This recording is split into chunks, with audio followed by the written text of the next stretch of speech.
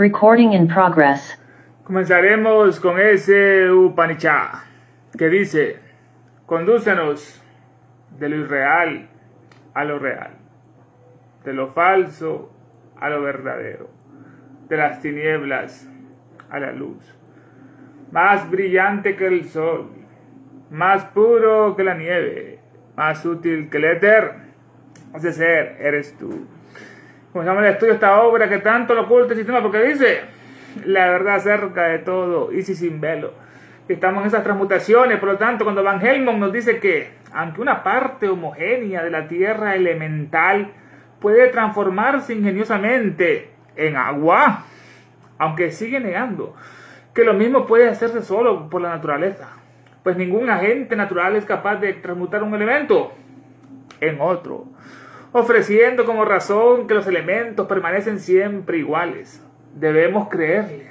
Si no es un tremendo ignorante, al menos un discípulo sin progreso de la rancia antigua filosofía griega, viviendo y muriendo en la dichosa ignorancia de las futuras 63 sustancias que podía lograr tanto él, Van Helmont, como su antiguo maestro, Paracelso. Nada, por supuesto, salvo especulaciones metafísicas y descabelladas, revestidas de una jerga sin sentido común a todos los alquimistas medievales y antiguos. Sin embargo, al comparar notas, encontramos en la más reciente de todas las obras sobre química moderna lo siguiente: el estudio de la química ha revelado una notable clase de sustancias, de ninguna de las cuales se ha obtenido jamás, mediante ningún proceso químico, una segunda sustancia que pese menos que la sustancia original. Por ningún proceso químico podemos obtener del hierro una sustancia que pese menos que el metal utilizado en su producción. En una palabra, del hierro no podemos extraer más que hierro. Q, Nueva Química, página 110. Además, según el profesor Cookes, parece que hace 65 años los hombres no sabían que hubiera ninguna diferencia entre las sustancias elementales y las compuestas, pues en la antigüedad los alquimistas nunca habían concebido que el peso es la medida de la materia, y que al medirse así nunca se pierde materia alguna, sino que por el contrario, ellos imaginaban que en experimentos como estos las sustancias involucradas sufrían una misteriosa transformación. En resumen, se desperdiciaron siglos en vano intentos de transformar los metales comunes en oro, que es lo que el hermano nos estuvo leyendo ya en glosario, es lo que realmente significa. Y nos quedamos en la última sección. Dice: es el profesor Cookes, tan eminente en química moderna, igualmente competente en el conocimiento de lo que los alquimistas sabían o no sabían. Está él completamente seguro de que él comprende el significado de la terminología alquímica. Vamos con Cookes, aquí entra Elena. Es el profesor Cookes. Él nació en 1827. Josiah Parsons, un gran científico de Estados Unidos que trabajó en la Universidad de Harvard y jugó un papel decisivo en la medición de los pesos atómicos, que después Mendeleev tomó esto y el otro su base para clasificar los elementos según el peso, pero los alquimistas nunca lo pensaron así. Es el profesor Cookes, tan eminente en química moderna, esa química, esa ciencia, ¿no? En la ciencia natural que estudia la composición, estructura y propiedades de la materia, así como los cambios que experimenta durante las reacciones químicas y su relación que tiene con la energía de esa materia. Es el profesor Cookes, tan eminente en química moderna y es igualmente competente en el conocimiento de lo que los alquimistas sabían o no sabían. Es la pregunta. Los alquimistas, la alquimia se estudia bajo tres aspectos diversos, susceptibles de muy distintas interpretaciones, y son lo que el hermano ya nos comentó en el prefacio: el cósmico, el humano y lo terrestre. Esas son las tres medidas de creación. La alquimia se estudia bajo tres aspectos, es seccionario para que es estriada. Se estudia bajo tres aspectos diversos, susceptibles de muy distintas interpretaciones, y son lo cósmico, lo celestial, lo humano y lo terrestre. Estos tres métodos están representados por las tres propiedades alquímicas: el azufre, que es el cósmico, ¿no? Los soles están llenos de azufre, igual que los volcanes, y es lo que más hay en el espacio, esos soles. El azufre, Mercurio, que es el humano, es el metal que es líquido a temperatura ambiente, si lo compara al hombre, ¿no? Que el hombre es así como por sus emociones, que todavía estamos en esta, como dice Elena, la mayoría de los hombres de esta civilización todavía son de la raza atlante. Esa mónada, pues todavía no ha evolucionado completamente la quinta. El mercurio, como las emociones que se mueven, ¿no? Y la sal, el terrestre, este ya es el cuerpo humano, que estamos hechos de sal. El océano está lleno de sal, las 3/4 partes, igual que nosotros, de agua, igual que el océano, como arriba, es abajo. Ese es el Paul Cook, tan eminente en química moderna, igualmente competente en el conocimiento de que los alquimistas sabían o no sabían. Está él completamente seguro que comprende el significado de la terminología alquímica. Ellos hablaban así en lenguaje misterioso para no revelar información que les podía castigar, porque como pasó en la Inquisición con Galileo Galilei o con Giordano Bruno, que le metieron preso a la Inquisición solo para descubrir que el cosmos, no, que la Tierra no era el centro del universo. La terminología alquímica. Poco o nada sabe el mundo acerca del origen de esta rama arcaica de la filosofía. Eso es la alquimia, ¿no? Pero sin ningún género de dudas es anterior la alquimia a la construcción de todo zodiaco conocido, hermano. Es más antigua la alquimia que los zodiacos. Imagínate, el zodiaco de Dendera, que estaba allá en un templo egipcio. Y como se relaciona la alquimia con las fuerzas personificadas de la naturaleza, las fuerzas personificadas de los dioses, pues, naturaleza, probablemente es también anterior a todas las mitologías del mundo, hermano. Elena nos dice eso en el Ser Teosófico. Es anterior a todos los zodiacos y a todas lo que son estas mitologías del mundo, hermano. Vale la pena leerlo otra vez. Poco o nada sabe el mundo acerca del origen de esta rama arcaica antigua, ¿no?, de la sabiduría, ¿no? Pero sin ningún género de dudas es anterior a la construcción de todo zodiaco conocido. Elena nos regala eso, ¿no? Y como se relaciona con las fuerzas personificadas, la alquimia se relaciona con las fuerzas personificadas de la naturaleza, el fojano, el alcajé, toda la piedra filosofal, probablemente es también anterior la alquimia a todas las mitologías del mundo. La de Siodo, la egipcia, la hindú es más antigua, esta alquimia, ¿no? Está él completamente seguro de que comprende el significado de la terminología alquímica. Cook, ¿no? No lo sabemos, pero vamos a comparar sus opiniones, tal y como se han expresado anteriormente, la de Cook, ¿no?, con unas frases escritas en un inglés sencillo y correcto, aunque antiguo, extraídas de las traducciones de Van Helmont y Paracelso. Aquí nos van a introducir, vamos a comparar este nuevo químico, su libro Nueva Química, New Chemistry, José Parson Cook, con lo que decía Van Helmont y Paracelso en 1500. No lo sabemos si sea competente este Cook, pero vamos a compararnos sus opiniones, tal y como se han expresado anteriormente, con unas frases escritas en un inglés sencillo y correcto, pero aunque antiguo, extraída de las traducciones de Van Helmont y Paracelso. Ese gran Van Helmont, pues discípulo, nació en 1580, era un gran químico, físico, alquimista, médico, fisiólogo belga. Trabajó durante los años posteriores a Paracelso, el gran maestro, y al auge de la iatroquímica, que es usar la química para preparar lo que son los medicamentos para tratar enfermedades, la iatroquímica. Y en el auge de la iatroquímica, y en ocasiones se le considera Van Helmont como el fundador de la química neumática, porque él descubrió los gases. Le dio ese nombre gas, que viene del griego caos, porque se disuelven esos gases, ¿no? Se tienden a expandirse, no como el estado líquido y el sólido. Ernesto, disculpa. Sí, hermano. Me pareció leer algo así como iatroquímica. Sí, iatroquímica, sí. ¿Y a qué se refiere la iatroquímica? Es la ciencia aplicada de la química en la construcción de remedios, tratamientos, panaceas para curar las enfermedades. Esa es la iatroquímica.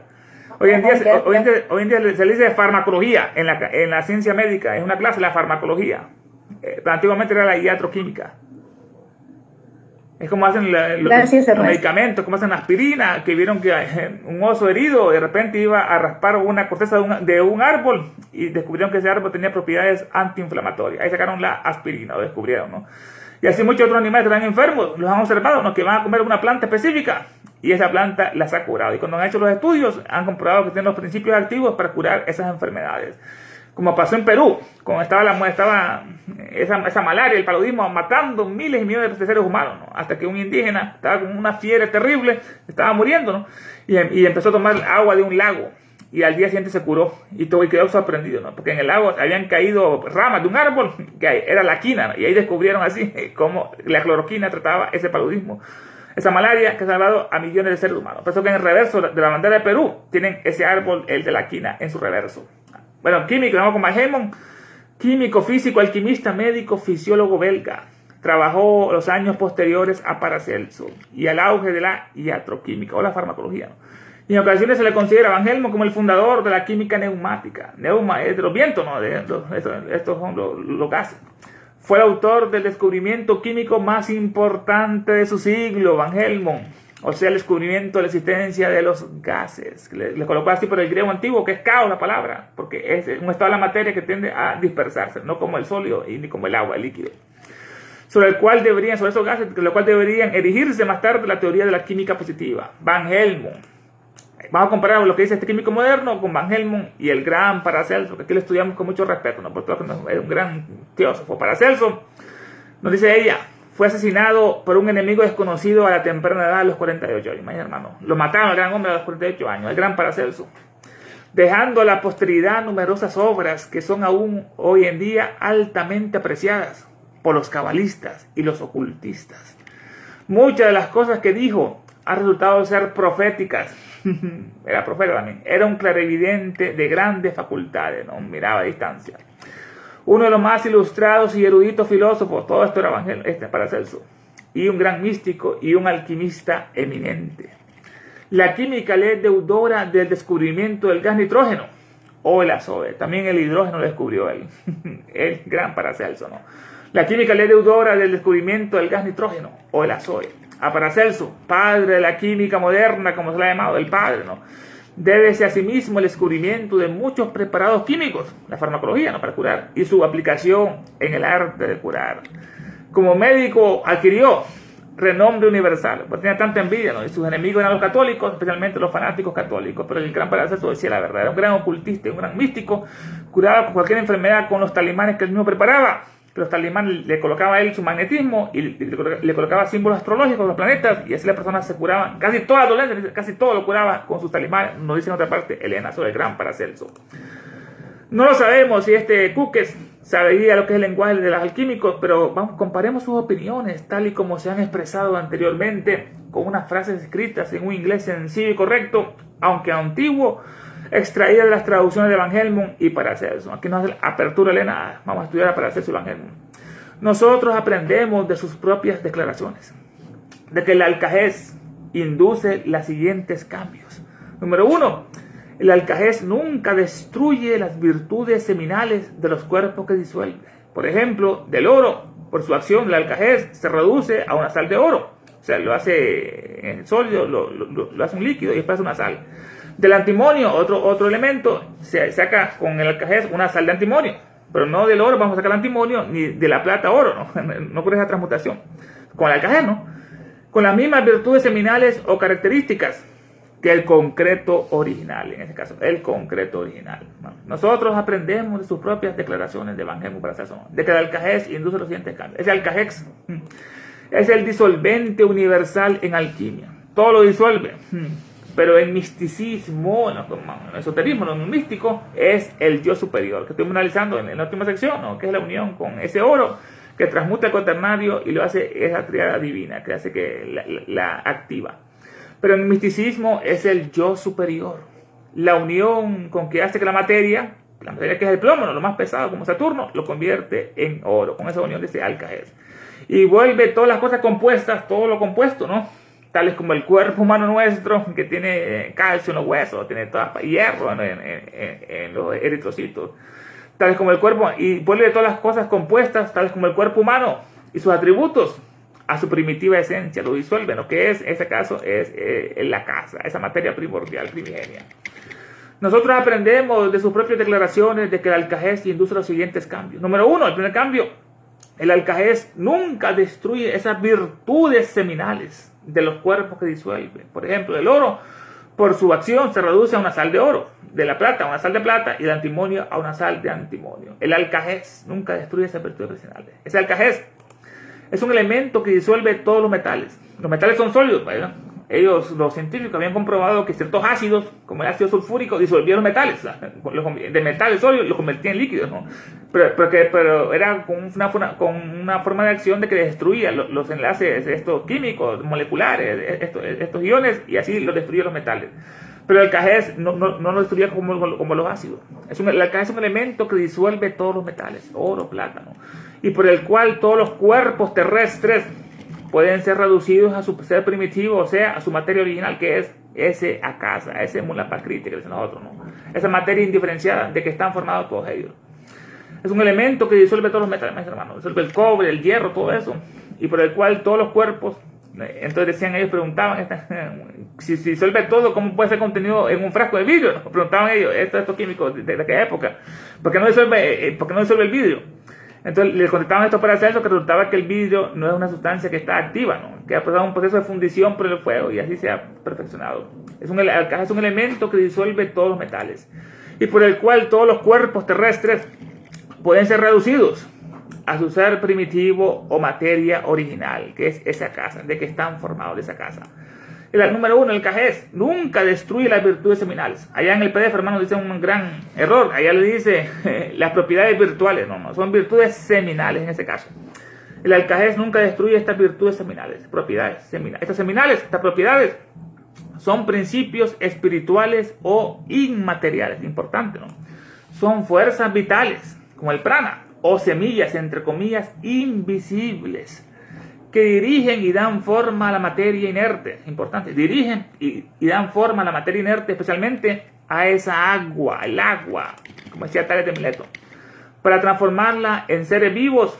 Esa agua, ¿no? Transforma en seres vivos, como pasa con los árboles, con las semillas, se siembra, le echa agua y va creciendo, ¿no? Para transformarla en seres vivos u objetos físicos específicos. En la filosofía natural y alquímica de Van Helmont, el universo material se compone principalmente de agua. Igual es el planeta Tierra, el océano, igual el cuerpo humano, está 75% de agua, ¿no? Igual que todo el espacio, esa agua inmaterial. El universo material se compone principalmente de agua, como decía el gran Tales de Mileto, uno de los 7 sabios de Grecia. Sin embargo, el agua por sí sola no tiene forma. Muy cierto, ¿no? Requiere de estas fuerzas, estas virtudes seminales, ¿no? Requiere de estas fuerzas organizadoras para estructurarse la materia, ¿no? ¿Cómo funciona esto? Vamos a los planos o las instrucciones divinas. El gran arquitecto es el gran plano de construcción o las instrucciones divinas en el agua, ¿no? Las virtudes seminales actúan como un molde espiritual, como el doble etéreo, un molde espiritual, ¿no? O un programa, entre comillas, de diseño que le dicta al agua de qué manera debe agruparse. Ese programa, entre comillas, ¿no? Que le dice al agua en qué manera debe agruparse. Generación de la vida. Cuando una virtud seminal se activa en el agua, genera un fermento, una energía química y vital, energía química y vital. Este fermento empieza a transmutar el agua pura. ¿En qué la transmuta el agua? En madera, en carne humana, ¿no? En hueso, en hojas, cualquier cosa, ¿no? O minerales. Explicación de sus experimentos, Van Helmont. Esta teoría respaldaba por su famoso experimento del sauce, que ya lo hemos estudiado. Esta teoría respaldaba por su famoso experimento del sauce, al ver que un árbol crecía casi exclusivamente consumiendo agua. Durante 5 años sembró un sauce, le echó agua y pesó la tierra antes de colocar el sauce, y después de 5 años lo volvió a pesar y pesaba casi lo mismo la tierra, pero el sauce había crecido bastante, ¿no? Y él concluyó que había crecido a través de esa agua, no de la tierra. Importante, porque él justificaba que el agua es el principio de todo, ese fermento que estamos viendo, esos programas espirituales. Esta teoría respaldaba su famoso experimento del sauce, al ver que un árbol crecía casi exclusivamente consumiendo agua, no la tierra, no, ni el sol, y sin restar peso a la tierra. Él concluyó, Van Helmont, que la virtud seminal del sauce transformaba químicamente el agua elemental en materia vegetal. La transmutaba agua a materia vegetal sólida. En resumen, las virtudes seminales eran el puente alquímico, como Fojano, como saludos atrás, el puente alquímico entre el mundo espiritual allá y el mundo físico acá, en el más acá y en el más allá, permitiendo que la materia básica cobrara vida y forma diferenciada. Importante, ¿verdad? Permitiendo que esa agua, que la materia básica cobrara vida y forma diferenciada. Nosotros aprendemos de sus propias declaraciones de que el Alcajés induce los siguientes cambios. El Alcajés nunca... Ernesto. Sí, hermana.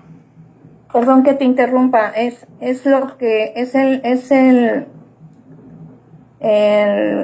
video que me llegó precisamente, pero ahí falta un elemento que menciona aquí en el video, es el aire, el viento. Sí, eso es Después, importante. No, sí. sí, vaya, porque él se da cuenta que no nada más es la tierra y el agua, puesto que exactamente que no había disminuido la gran proporción en una forma significativa la tierra para nutrir al árbol durante esos 5 años, ¿verdad? Y entonces él habla ahí del viento, del aire, y es donde menciona ¿cómo te dije? Carbono. Al carbono, exactamente, al carbono, y obviamente viene del cosmos, ¿verdad? Sí. Pero es precisamente en ese experimento de Van Helmont. Exacto, dicen que es el descubridor de la química. Sí, exactamente, hermano. Aquí estamos estudiando que todos los elementos son importantes, ¿no? El sustento, la tierra lo da, el agua, estos fermentos, el aire es la nodriza, nos dicen en otra parte, el aire que contiene esos gérmenes, ¿no? De la vida, esas semillas también invisibles, esos modelos astrales, el fuego del sol, si no hubiera sol, no hubiera plantas, no hubiera oxígeno, no hubiera fotosíntesis, no hubiera humanos, todos son necesarios. Aquí solamente estamos profundizando en el agua, ¿no? Que estamos en estos alcajes, disolvente universal, en Tales de Mileto, en lo que decían estos alquimistas, que le dan esa prioridad. Según ellos, según él, era el agua, ¿no? Como decía el otro, era el fuego, decía Heráclito, el otro decía que era el aire, Parménides. Entonces, A ver, disculpa porque luego me pierdo. El alcajés, cuando hablas de alcajés, ¿no estás hablando del plano astral? En todos los planos, hermana, es un disolvente que más adelante lo vamos a ver, que actúa, que disuelve en los modelos astrales, o sea, que es capaz de destruir lo que son, de cambiar la polaridad de negativo a positivo de todas las moléculas, haciendo que todo se disuelva. Pero eso actúa en todas partes, hermana, en el plano astral, en el plano físico. Como un transmutador. Exactamente, el gran transmutador, que lo que cambia de una cosa a otra, pues como el carbón al diamante, que lo estuvimos analizando en la última sección, la transmutación, y lo más importante, como decía el hermano, nos recordó en el prefacio, no es buscar el oro físico, sino transmutar nuestro plomo, que es nuestro cuaternario inferior, nuestros defectos, nuestra personalidad, nuestros deseos, transmutarlo a esa parte superior. Esa es la verdadera alquimia que busca el verdadero alquimista, ocultista, en este caso. ¿Y en dónde se encuentra? El alcajés. Ajá. Está oculto, hermana. Esos son secretos de la alta magia, que los adeptos lo conocen, ¿no? Cómo hacerlo, pero no lo comparten con este mundo egoísta por el mal uso que van a hacer con él, ¿no? Personas malvadas podrían vivir 500 años, imagínate, si no los aguantamos con 80, 70 años, imagínate con 500 años estos perversos viviendo tanto, o estos adeptos de la izquierda, como Mao Zedong, que han causado tantas muertes, ¿no? En este mundo, con esos jesuitas que son otra plaga en los católicos, y digamos los otros, ¿va? No, pero el alcajés es un secreto, hermana, como la piedra filosofal, el alcajés, son la grande búsqueda, el élixir de la vida, la piedra filosofal y el alcajés, los 3 grandes misterios de la alquimia. Pero lo interesante es que dice aquí que nunca destruye las virtudes seminales. Sería como la esencia de cada cosa, de cada elemento, no sé cómo explicarlo. No, esas son las palabras correctas, la esencia es exactamente, se queda como ahí. Si preservaran perdón, que te interrumpa. Estoy entendiendo así como si preservara la esencia. Exactamente, hermano. Esa es la palabra exacta. Conserva la esencia. Destruye el metal se transforma en líquido, en un agua clara. Y uno piensa, destruyó el metal. No ocurre eso. Sino que después se puede recuperar. Como pasa con el experimento, cuando se fusiona el mercurio con el oro. Se fusiona, entonces el mercurio se come al oro. El oro desaparece, ¿no? Pero después, por varios efectos de destilaciones, se puede sacar ese oro con el mismo peso que del mercurio. Se separan por procesos de fundiciones o destilaciones. Ok, gracias Ernesto. Hay preguntas cuando quieras, me interrumpen, no te preocupes por eso, Dulce. Nosotros aprendemos de sus propias declaraciones de que el alcajés induce los siguientes cambios. El alcajés nunca destruye esas virtudes seminales de los cuerpos que disuelve. Por ejemplo, del oro, por su efecto, en este caso, por su acción se reduce a una sal de oro, no de plátano. Y del antimonio o la plata se reduce a una sal de antimonio. Esas virtudes, vamos a volver a analizar esa parte muy interesante, son los principios espirituales inmateriales, seminales, ¿no? Esas virtudes seminales, y principios espirituales inmateriales, fuerzas vitales o semillas invisibles, que dirigen, importante, son fuerzas que dirigen, como FA, que dirigen y dan forma a la materia inerte, especialmente a esa agua, para transformar esa agua en seres vivos o objetos físicos específicos, como ese árbol, como rocas. En la filosofía natural y alquímica de Van Helmont, el universo material se compone principalmente de agua, como decía Tales de Mileto, el gran griego, ¿no? Sin embargo, el agua por sí sola no tiene forma, ocupa de otras fuerzas. Requiere de estas fuerzas organizadoras para estructurarse. Son los planos invisibles, los elementales para nosotros, ¿no? ¿Cómo funcionan? Planos o instrucciones divinas. Un plano como el plano de un gran edificio o esas instrucciones divinas. Las virtudes seminales actúan como un molde espiritual, como el doble etéreo que hace la naturaleza, toma ese modelo y forma el cuerpo humano, ¿no? El doble etéreo. Las virtudes seminales actúan como un molde espiritual, un programa, entre comillas, de diseño que le dicta al agua de qué manera debe agruparse. Generación de la vida. Cuando una virtud seminal se activa, importante, cuando se activa esa fuerza, ¿no? En el agua genera un fermento, que es una energía química y vital, ese fermento, ¿no? Como cuando se unen las dos células del hombre, la eucariota, masculina y femenina, ¿no? Este fermento empieza a transmutar, empieza a transmutar el agua en madera, como pasó con el sauce, ¿no? O en carne humana, o en hueso, o en hojas, o en minerales, piedras. La explicación de su experimento. Esta teoría respaldaba su famoso experimento del sauce. Al ver que un árbol crecía casi exclusivamente consumiendo agua y sin restar peso a la tierra, por eso él decía que el agua era más importante en esas transmutaciones que la tierra. Él concluyó que la virtud seminal del sauce transformaba químicamente esa virtud, el agua elemental, en materia vegetal sólida. La transformaba en materia vegetal sólida. En resumen, las virtudes seminales eran el puente, importante, ¿no? Era el puente alquímico entre el mundo espiritual, como fue, ¿no? El puente del mundo espiritual y el mundo físico, permitiendo que la materia básica cobrara vida y forma diferenciada. Nosotros aprendemos de sus propias declaraciones, de que el alcajez induce los siguientes cambios. Número 1, el alcajez nunca destruye las virtudes seminales. Allá dice, hermano, propiedades virtuales, es un gran error, bueno, hermano, son virtudes seminales. El alcajez nunca destruye las virtudes seminales de los cuerpos que disuelve. Disolver es un proceso mediante el cual las partículas de una sustancia, ya sea un sólido o un líquido o un gas en este caso, se separan y se integran en otra sustancia líquida, formando una mezcla uniforme y transparente llamada disolución. El ejemplo más común es agregar azúcar o sal en un vaso de agua, ¿no? Va a desaparecer, le damos vuelta a la sal y ya no va a estar lo que es la sal ni el agua, pero están ahí, en esa solución homogénea, se disolvieron. El alcajez nunca destruye las virtudes seminales de los cuerpos que disuelve. Por ejemplo, del oro. Por su acción del alcajez se reduce a una sal de oro. Este oro es un metal precioso, blando y de color amarillo brillante. Destaca por su alta resistencia a la corrosión, a que no se corrompe, ¿no? Y a su gran conductividad y la maleabilidad para transformarse en cualquier cosa. En este caso, en otra parte, vamos a ver, ellos están buscando lo que es ese elixir de larga vida, para prolongar la vida humana, ¿no? O para rejuvenecerse, lo buscaban en el oro, porque el oro es el símbolo del sol.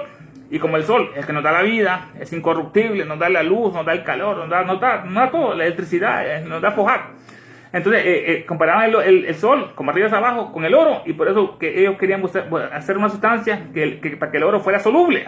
Sabemos que el oro es un metal, que como el mercurio, pues si uno lo consume el ser humano se puede dañar. Pero si lo hacían ellos un líquido, es lo que podemos ver que el oro potable lo potabilizaban y lo hacían soluble con una sal para después consumirlo. Y así supuestamente se iban a curar, porque estaban tomando esa esencia, ese fermento del sol.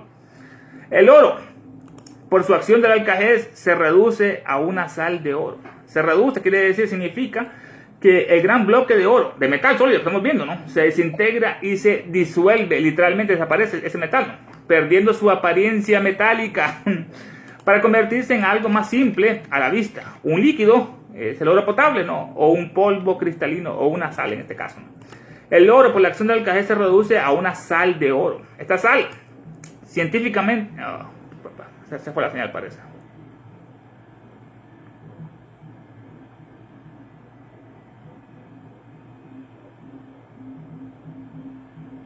No sé si me escuchan, hermano.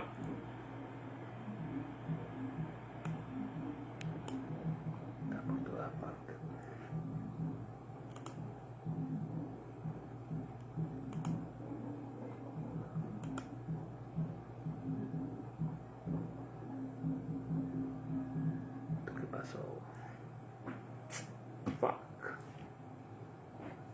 son nosotros.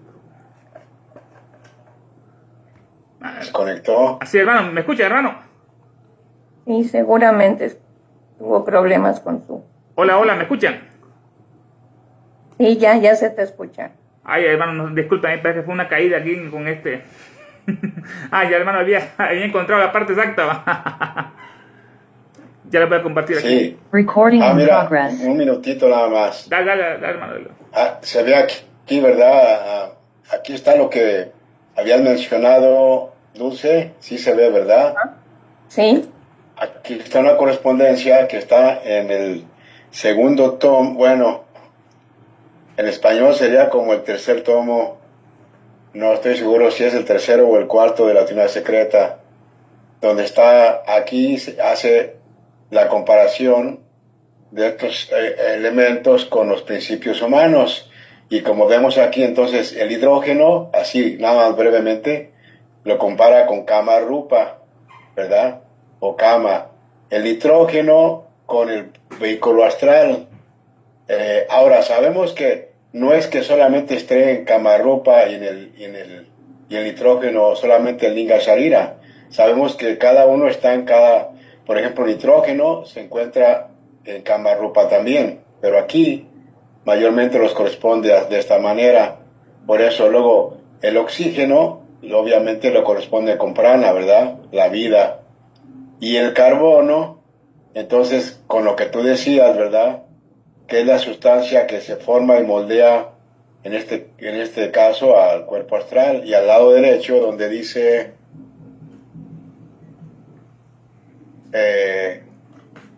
carbono, dice el combustible por excelencia, la base de todas las sustancias orgánicas, el elemento químico que forma la mayor variedad de compuestos.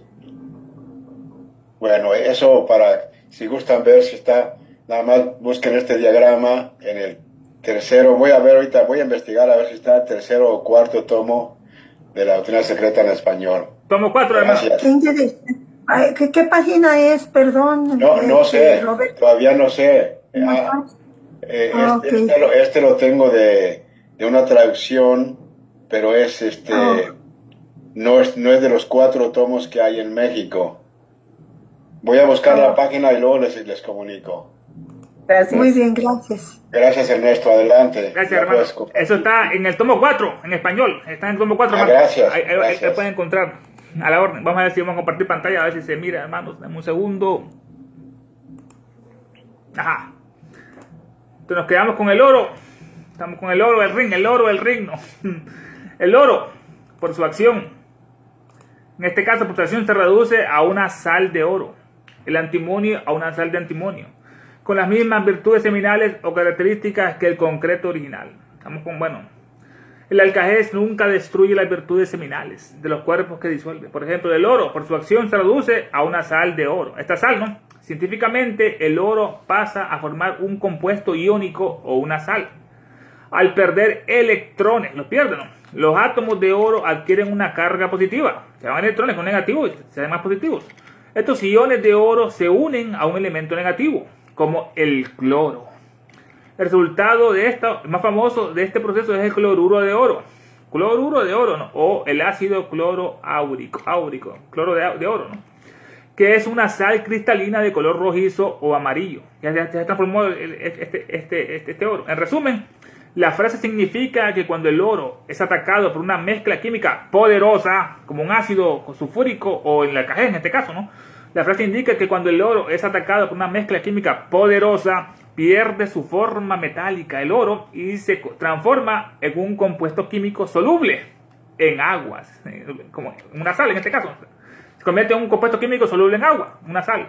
Una vez convertido en sal, el oro puede ser transportado en líquidos. El oro se transporta en líquidos, ¿no?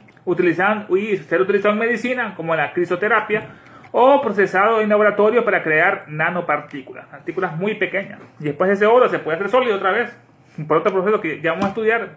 Se le agrega una sal de tártaro, una sal de uvas, y se puede sacar ese metal sólido otra vez de esa agua.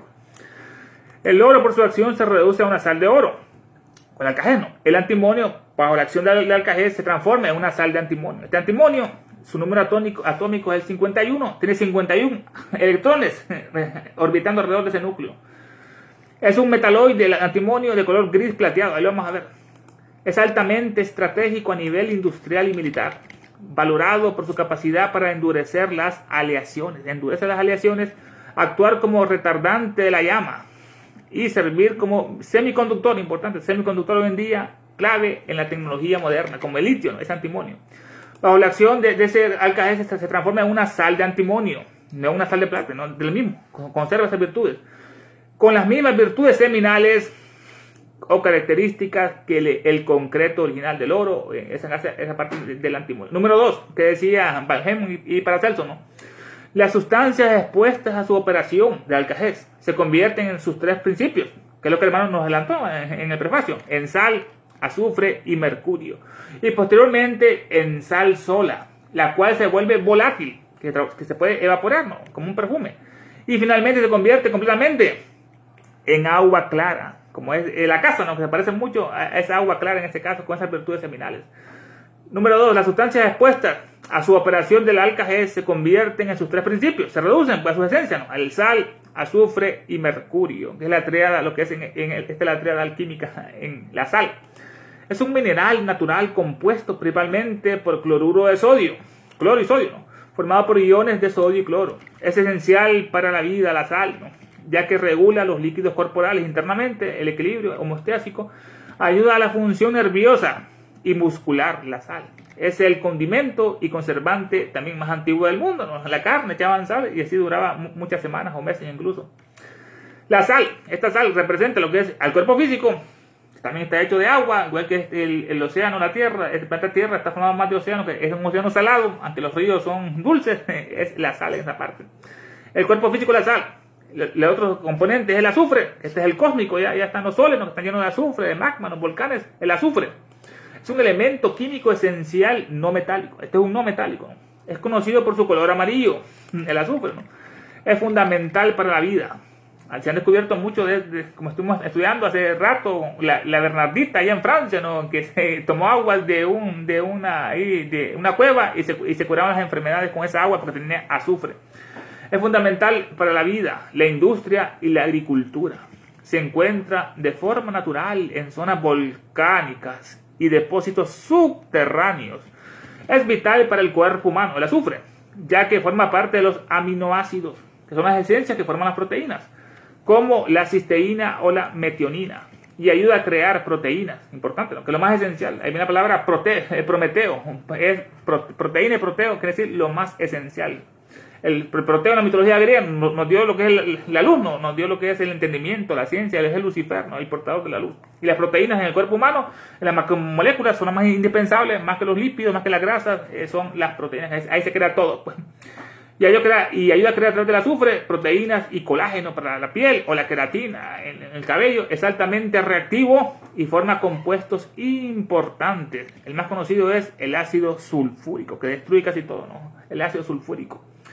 Sal, azufre que se relaciona con el cuerpo mental, que es el mana, pues es el fuego, el azufre, volcán, fuego, pues la luz de la conciencia, que es más poderosa como esa luz del sol espiritual, que es más importante que la luz física que nos da lo que es nuestro sol. Y el tercero es el mercurio, que es el metal que es líquido. Este mercurio, que su número atómico es 80, tiene 80 protones en su núcleo y 80 electrones orbitando. Es un elemento químico metálico y brillante, el mercurio. Famoso por ser el único metal que se encuentra en estado líquido, es un metal líquido a temperatura ambiente. Conocido también como la plata líquida, ese es el mercurio. Estos tres elementos, las sustancias expuestas al alcajez, a su operación se convierten a sus tres principios, se reducen, ¿no? A sal, azufre y mercurio. Y posteriormente se transforma en sal sola, la cual se vuelve volátil, se vuelve gaseosa, ¿no? Esa sal, volátil. Se dice de aquellas sustancias líquidas que se evaporan. Son volátiles, sustancias líquidas que se evaporan, como el alcohol. Uno lo destapa, lo deja ahí y después lo busca y ya no hay alcohol. ¿Qué pasó? No se cayó, se volatilizó. Se dice aquellas sustancias líquidas que se evaporan, como los perfumes, porque los perfumes llevan mucho alcohol. O se convierten en gas estas sustancias fácilmente a temperatura ambiente. Como el alcohol, el perfume, la acetona, otro ejemplo, que esto es lo que es volátil. Sus tres principios se reducen, las sustancias expuestas a su operación se convierten a sus tres principios: sal, azufre y mercurio, y posteriormente en sal sola, la cual se vuelve volátil, gas, y finalmente se convierte en agua clara. El segundo principio, hermano, con el alcajez, que decía Bajemo y Paracelso, las sustancias expuestas a su operación se convierten a sus tres principios: sal, azufre y mercurio, y posteriormente en sal sola, la cual se vuelve volátil y finalmente se convierte en agua clara, como en la casa. Tercero, todo lo que el alcajez disuelve puede volverse volátil mediante calor de arena. Y si tras volatilizar el disolvente se destila de él, el cuerpo que queda es agua pura e insípida, pero siempre igual en cantidad a su estado original, como sus virtudes seminales que la conservan en este caso, ¿no? Todo lo que el alcajez disuelve puede volverse volátil. Todo se puede evaporar, ¿no?, mediante calor de arena. Todo lo que el alcajez es una potencia que obra en las formas astrales. Aquí Elena nos revela, nos quita más la ignorancia que tenemos. ¿Cómo actúa este alcajez? Actúan esas potencias en las formas astrales, porque son invisibles. Es una potencia que obra en las formas astrales o en las almas de todas las cosas, de todo.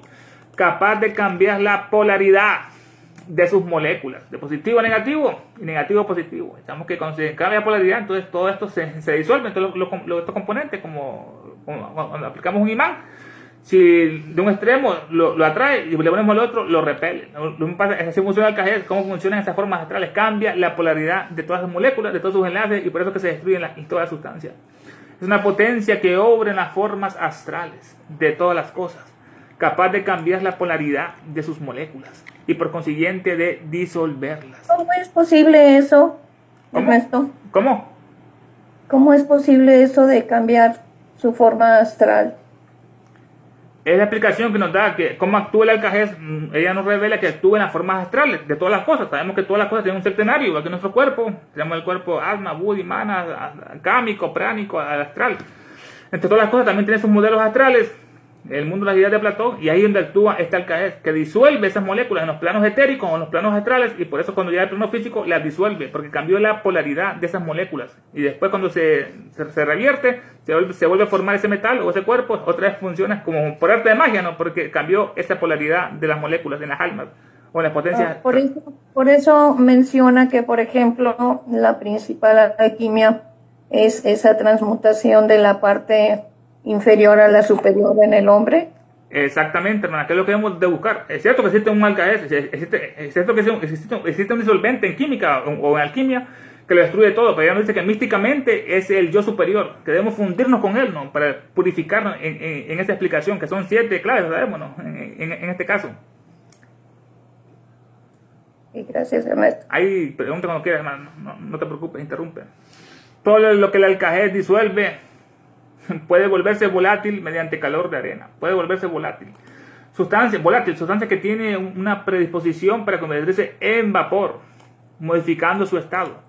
Es un elemento que tiende a evaporarse. De líquido, el alcohol se transforma en un gas, ¿no? Se volatilizó.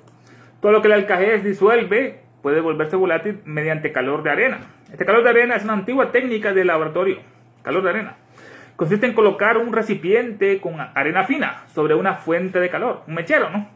La arena absorbe y distribuye el calor de forma completamente uniforme y controlada, protegiendo el frasco de grietas o sobrecalentamiento, en este caso, calor de arena. La frase sugiere que el alcajez ha disuelto o descompuesto un material. El alquimista puede usar el calor de arena para evaporar o separar los componentes, ¿no? En este caso, ¿no?, lo separa. Calor de arena lo evapora. Este procedimiento a la sustancia, este calor de arena, evapora. Todo lo que el alcajez disuelve puede volverse volátil mediante calor de arena. Y si tras volatilizar el disolvente se destila de él, el cuerpo que queda es agua pura e insípida, pero siempre igual en cantidad a su estado original. Ya vimos lo que es el vapor. Tras volatilizar el disolvente, este disolvente, al evaporar el líquido, se evaporó el líquido del agua, no echamos fuego. Se evaporó el líquido. Al evaporar el líquido, los elementos disueltos se vuelven volátiles, vapores.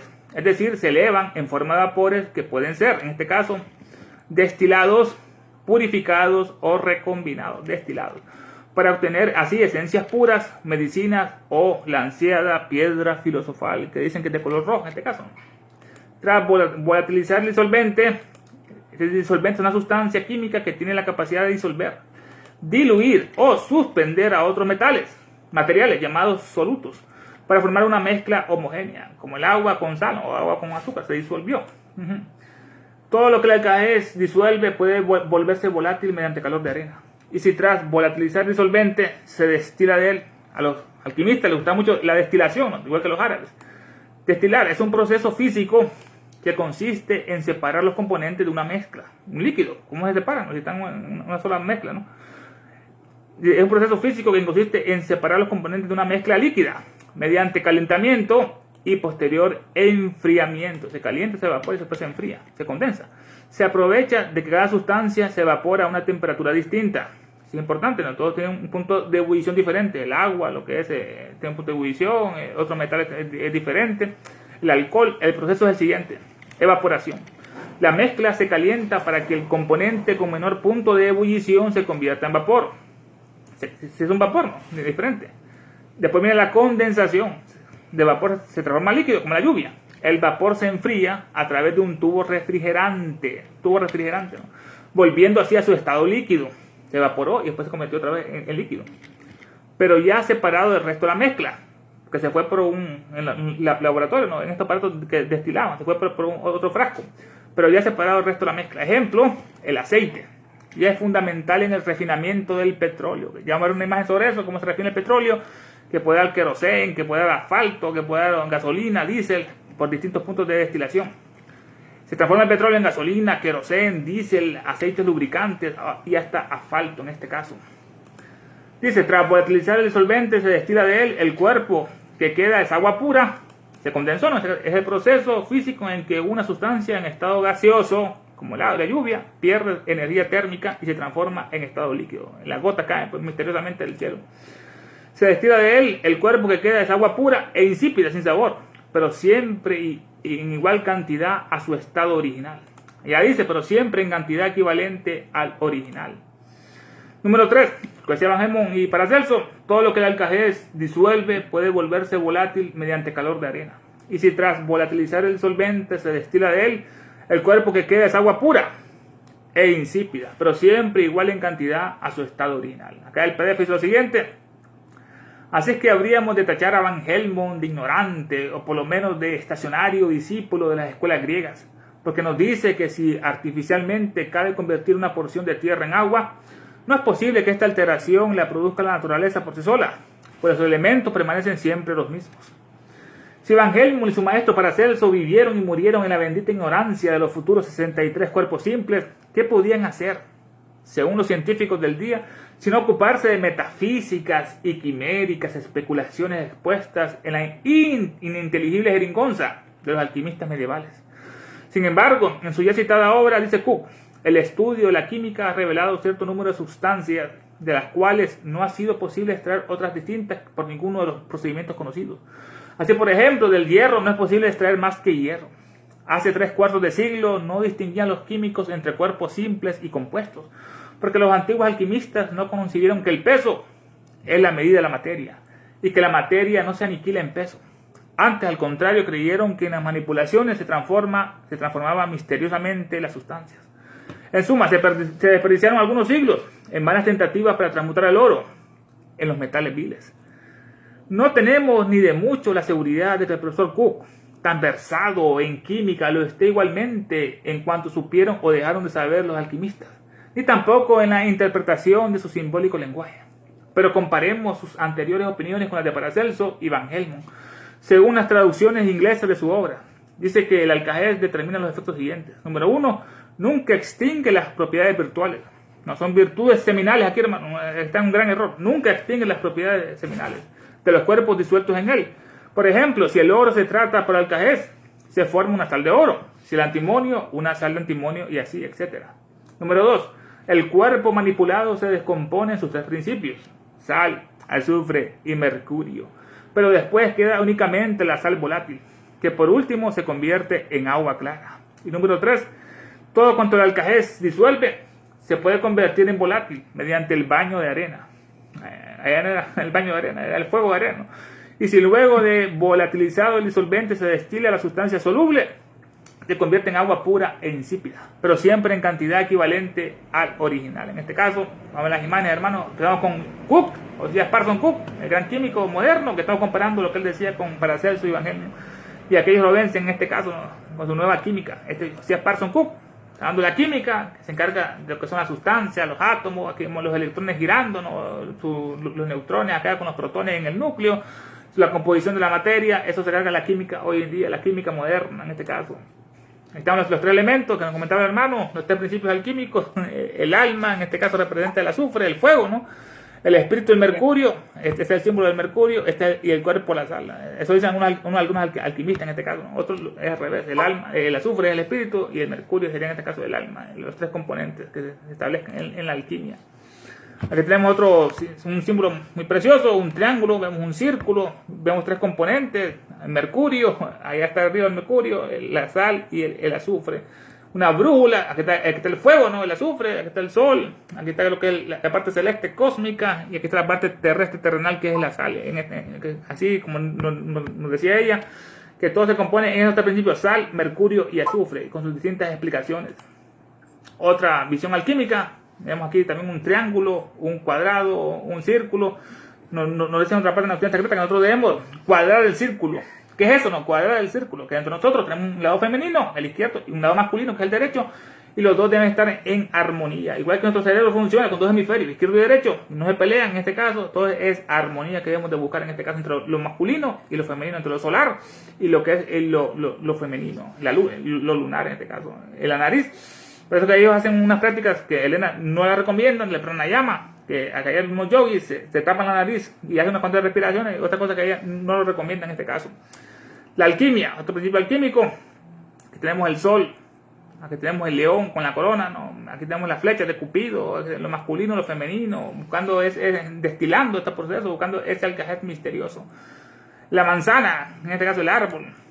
Otro principio, vemos aquí el caducio, vemos esas serpientes, masculino y femenino, el mismo principio, nos van elevándose, lo masculino el rey, la reina, que es lo femenino, lo lunar y lo solar.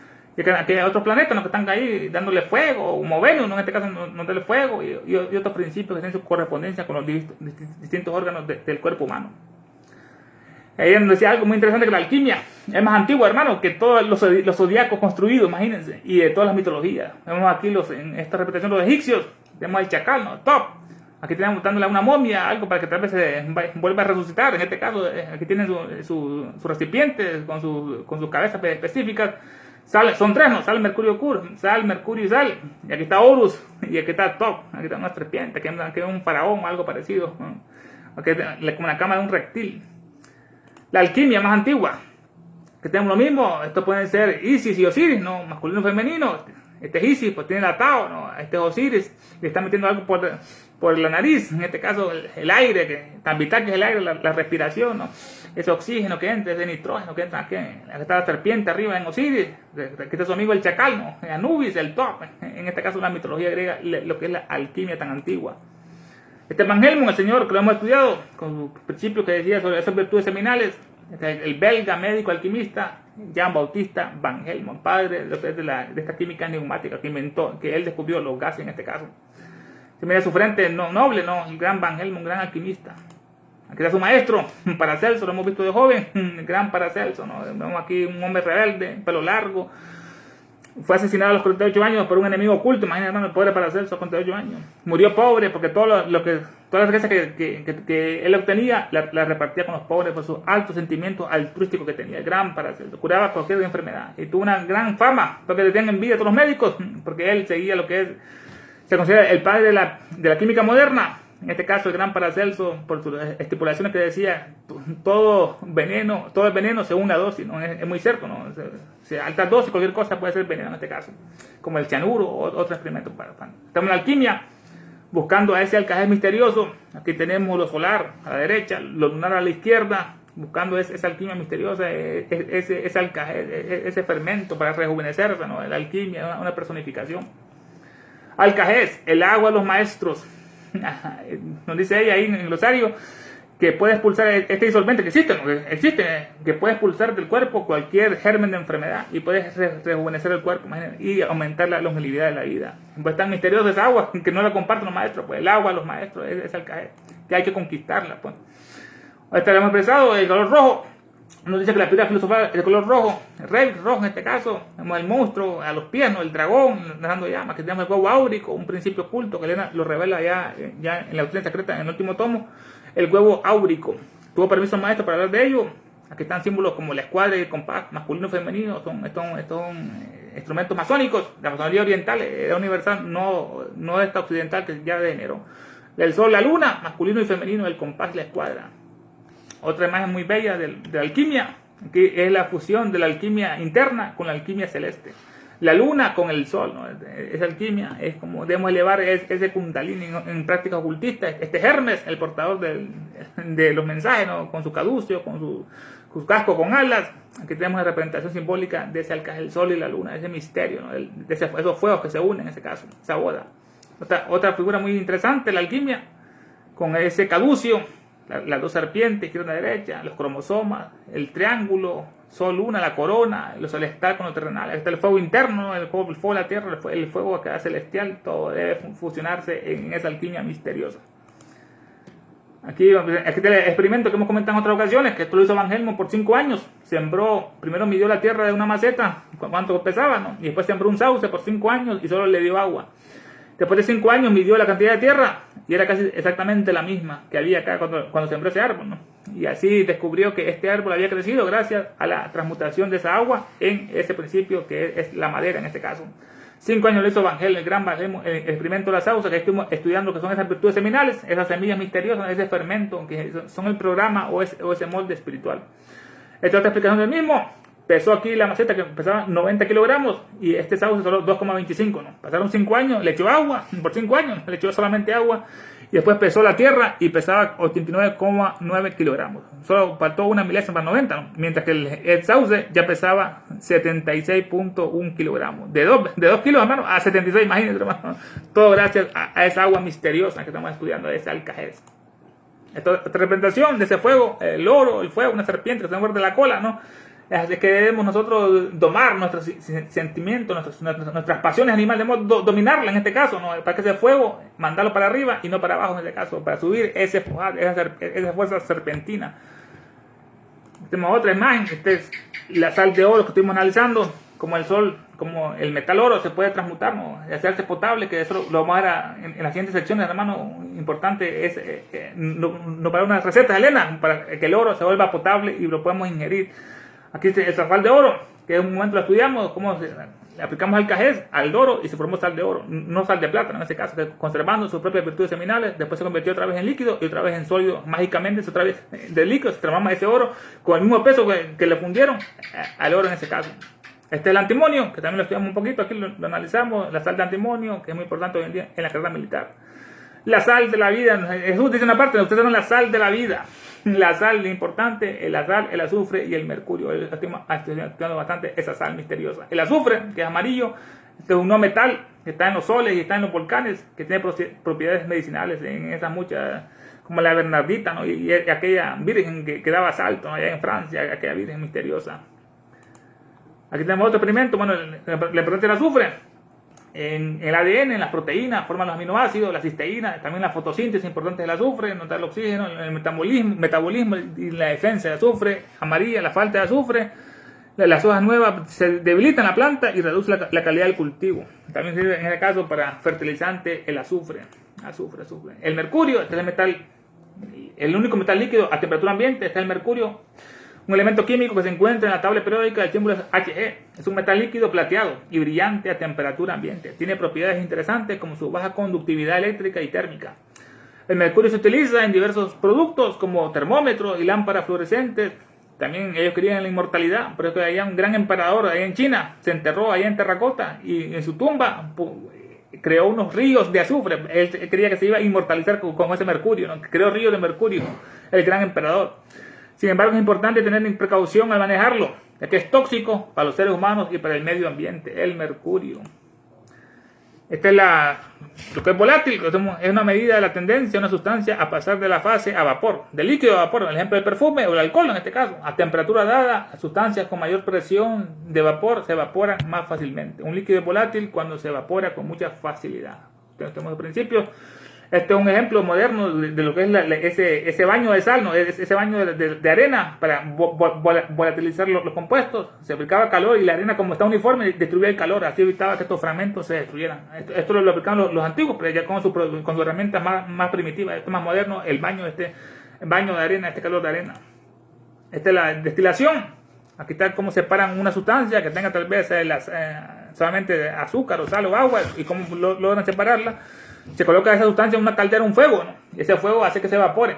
Acá hay dos distintos puntos donde el vapor va a salir, ¿no? Y después por ese tubo, en cuello de cisne, aquí o el capitel, aquí hay un tubo que es más refrigerante, y ese vapor se transformaba mágicamente ya en líquido, pero ya en otra sustancia, en otro beaker, ¿no? Y así ya se separaba de la disolución, ya que partiendo que cada sustancia tiene puntos de ebullición diferentes, el agua, el alcohol se evaporan a distintos grados, y después ellos se condensaban y así lograban ellos lograr esto, en este caso la destilación importante, el aceite o con el petróleo que vamos a ver. Este más alquímico, este más de los alquimistas, la destilación importante, aquí tenemos el fuego, los mismos principios, los alambiques, la destilación de distintas sustancias buscando ese alcalde misterioso, esa sustancia fundamental. Y aquí es como se utiliza hoy en día esta destilación del petróleo, lo sacan de... Petróleo que dice literalmente lo que es el aceite de la piedra, ¿no? Petróleo, aceite de piedra. El petróleo crudo se manda a un horno y a distintos grados de ebullición, ¿no? Aquí a menos de 350 se transforma en asfalto para las carreteras, menos de 30 grados centígrados se hacen en aceite lubricante, el mismo petróleo, ya después se convierte en combustible o en diésel o en queroseno, dependiendo de 180, dependiendo del calor que haya, o en nafta o en gasolina. Esto es la destilación. Hermanos, comentarios, mis opiniones, los micrófonos están para ustedes.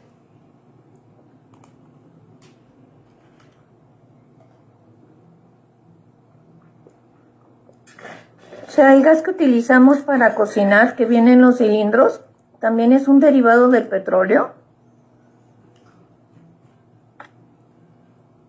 Sí, estamos aquí, es el último, hermano, arriba, el gas de petróleo que estamos aquí en los chimbos, también se hace de petróleo exactamente, aunque he encontrado grandes reservas en otras partes, pero también se puede utilizar ese gas de petróleo. Así que quedó claro, hermano. Fíjate que aquí en donde vivo, en la colonia, estamos teniendo problemas muy serios con el agua. Y me dijeron que le estaban poniendo al agua arena de sulfuro. Eso tiene que ver con el azufre, ¿no? Eso es peligroso. ¿Por qué hacen eso, hermana? Porque es que huele horrible el agua. Entonces, sobre todo yo que padezco de vías respiratorias, te juro que me quitas el aire cuando tengo que lavar trastes o me estoy lavando las manos o imagínate bañarte. Pero eso sí es peligroso, ¿no? Para el uso cotidiano. Sí, es peligroso, hermano. En este caso, todo lo que es ácido sulfúrico es muy dañino esa sustancia. ¿Y es derivado del azufre? Tiene alguna relación, sí, con el azufre, el ácido sulfúrico, pero son otros componentes que entran ahí. Ah, ok, gracias, Ernesto. Dale, hermano.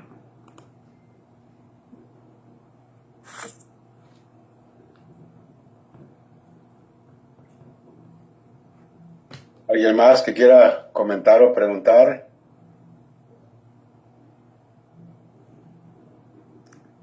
Si no, pues Ernesto, ahí nos puedes cerrar, a ver, con broche de oro. Aparte de todo el oro que ya nos proveíste. Vamos a el cierre, hermanos, con esta bella poema dedicada a nuestra querida Elena. En Yekaterinov nació un lucero. Su bello nombre es o hiperbórea celestial deificada, o epimetea encadenada liberada, o laza nocturna sublimada, o etérica sárpica botánica, o nova diosa coronada, o alción resplandeciente manifestado. Que tu luz descienda hacia nosotros, que la fuerza se encienda y que el gran Kumara prevalezca. Que todo aquel que se sienta uno contigo sepa por lo tanto que es uno con todos los demás. Despertad, criaturas olímpicas. Es hora de volver a la superficie. Él volverá. La orden prevalecerá. Si hay felicidad, ciencia y amor, un satanato hay por ahí. Hermanos, hasta la próxima. Gracias a todos, buenas noches. Gracias, Ernesto. Gracias. A todos, buenas noches. Les voy a compartir la página que mostré aquí por por WhatsApp. favor. Recording stopped. Muy bien, nos vemos la próxima entonces. Sí, gracias. Buenas Gracias. noches. Buenas noches.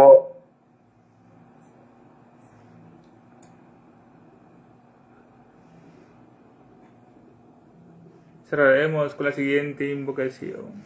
Satanás es nuestro Dios, nada nos faltará. Blavatsky nuestra diosa, todo lo perderán. ¡Ave Satán!